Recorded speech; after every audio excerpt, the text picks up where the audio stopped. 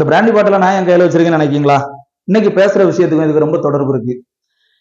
அதாவது அனகாபுத்தூர்ல 250 வீடுகளை அப்புறப்படுத்திருக்காங்க, ஆக்கிரமிச்சு கட்டிட்டாங்கன்னு சொல்லி. கிட்டத்தட்ட 60 வருஷமா அங்க குடியிருந்த மக்களை அப்படி விரட்டியிருக்காங்க. இது போன்ற ஒரு விஷயத்திற்காக முத்தமிழ் பேரறிஞர் ஐயா வைரமுத்து அவர்கள் ஏற்கனவே ஒரு கவிதை எழுதியிருக்காங்க. அதை நான் உங்களுக்கு ஞாபகப்படுத்துறேன். இல்ல துரைச்சாமி, எங்கடா உங்க அப்பன் இந்த பாலா போன அரசு நடத்துற டாஸ்மாக்கு போயிருப்பான், ஓடி போய் கூட்டியாடா. வீட்டை இடிக்கிறாங்க, வர்றப்பா நிக்கிறாங்க, ஓட்ட பிரிக்கிறாங்க, ஓடி போய் கூட்டியாடா.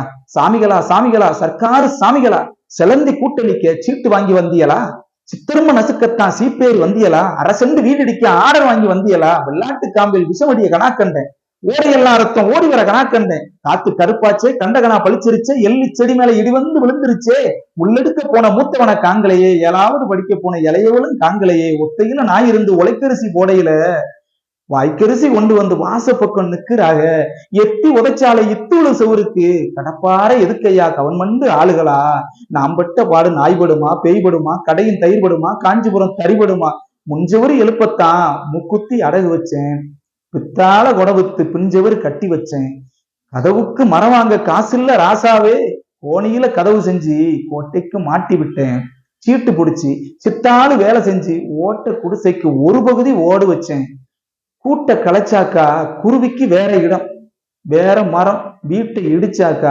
எங்களுக்கு ஏது இடம், ஐயா எஜமானே 5 விரல் மோதிரமே, பாதகத்தி சொத்து பத்த பாருமையா கண்டிறந்து, தண்ணி எடுக்க தகர குடம் 1 இருக்கு, வீட்டை விட வயசான வழக்குமாறு 2 இருக்கு, 10 வச்சு 10 வச்ச பாத்திரங்க 2 இருக்கு, என் புருஷன் தின்ன மட்டும் எவர் சில்வர் தட்டு இருக்கு.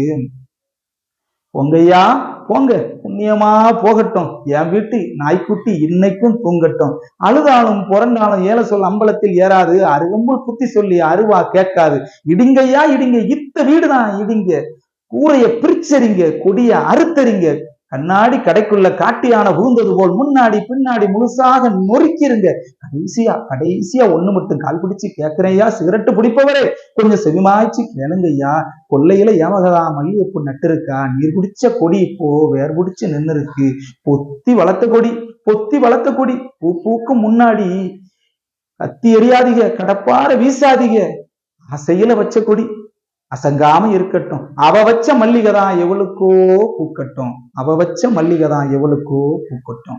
இப்படி அந்த கவிதையை எழுதியிருக்கா பாருங்க. அவ வெளியே போற நேரத்துல அவ வீட்டுல வளர்க்குற நாய்க்குட்டிக்காகவும் இருக்கக்கூடிய உணர்வு திறனே இல்லாத ஒரு பூஞ்செடிக்காகவும் அவ எவ்வளவு மனசை வச்சிருக்கா. இந்த மக்களை வெளியே போய் சொல்றாங்க.